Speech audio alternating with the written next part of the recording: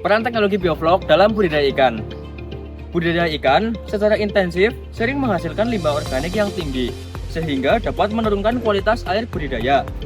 Limbah tersebut menyebabkan peningkatan kadar amonia dan nitrit yang berbahaya bagi pertumbuhan ikan dan udang.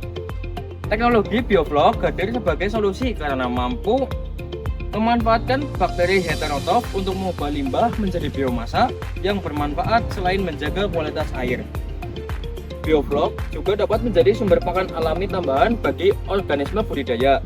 Oleh karena itu, teknologi ini dianggap ramah lingkungan dan efisien dalam sistem aquaculture modern. Bioflok merupakan kumpulan dari mikroorganisme yang terbentuk dari dalam media budidaya perairan. Mikroorganisme tersebut terdiri atas bakteri heterotrof, plankton, protozoa, kemudian serta vertebrata air yang berukuran kecil. Dalam sistem bioflok, limbah organik dan nitrogen diubah menjadi biomasa yang dapat dimakan kembali oleh ikan dan udang sebagai sumber nutrisi tambahan. Sistem ini menjaga keseimbangan kualitas air sekaligus meningkatkan efisiensi pakan. Tujuan dari penelitian ini adalah untuk mengevaluasi penerapan sistem bioflok dalam budidaya perairan. Penelitian dilakukan untuk mengetahui pengaruh berbagai sumber karbon terhadap kualitas bioflok dan kualitas budidaya ikan. Selain itu, penelitian bertujuan menganalisis efisiensi penggunaan nitrogen dan fosfor dalam sistem bioflok. Penelitian ini juga bertujuan mengetahui hubungan bioflok terhadap peningkatan pertumbuhan dan produktivitas ikan maupun udang. Dengan adanya penelitian ini, diharapkan teknologi bioflok dapat diterapkan secara optimal dan berkelanjutan. Metode penelitian. Ketika jurnal yang kita gunakan menggunakan metode eksperimen dengan rancangan acak lengkap atau RAL. Penelitian Rahman et al. Menggunakan ikan gurami dengan perlakuan penambahan molase dan kadar protein berbeda untuk mengamati kepadatan bakteri serta kualitas air.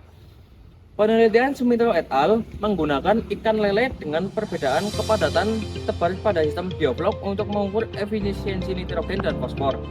Sementara itu, penelitian Alam et al. Menggunakan udang faname dengan berbagai sumber karbon seperti dektrosa, tepung kentang, dan selulosa.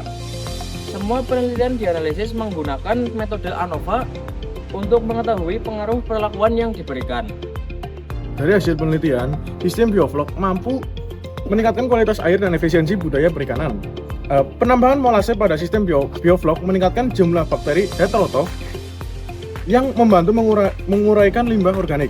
Kemudian, penggunaan selulosa juga terbukti efektif dalam menurunkan kadar amonia dan nitrat pada budidaya udang faname. Selain itu, sistem bioflok juga pada budidaya lele mampu meningkatkan efisiensi penggunaan air serta keseimbangan nitrogen dan fosfor. Dengan demikian, bioflok mampu meningkatkan produktivitas budaya sekaligus mengurangi pencernaan lingkungan.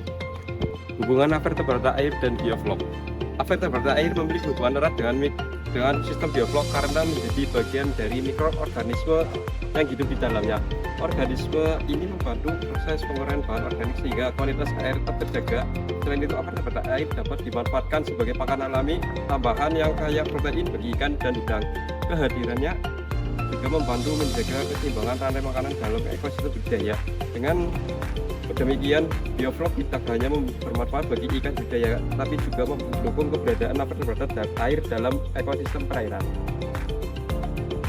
Jadi kesimpulan pada penelitian ini yaitu berdasarkan ketiga jurnal yang dibahas, teknologi bioflok terbukti efektif dalam meningkatkan kualitas air dan efisiensi budidaya perikanan. Sistem ini mampu memanfaatkan limbah organik menjadi biomasa yang berguna melalui aktivitas bakteri heterotrof. Penggunaan sumber karbon seperti molase, tepung tapioka, dan aselulosa berpengaruh terhadap kualitas bioflok yang dihasilkan. Selain meningkatkan pertumbuhan organisme budidaya, bioflok juga mendukung keberlanjutan lingkungan perairan. Namun, keberhasilan penerapannya tetap bergantung pada pengelolaan kualitas air, sumber karbon, dan kepadatan tebar yang tepat.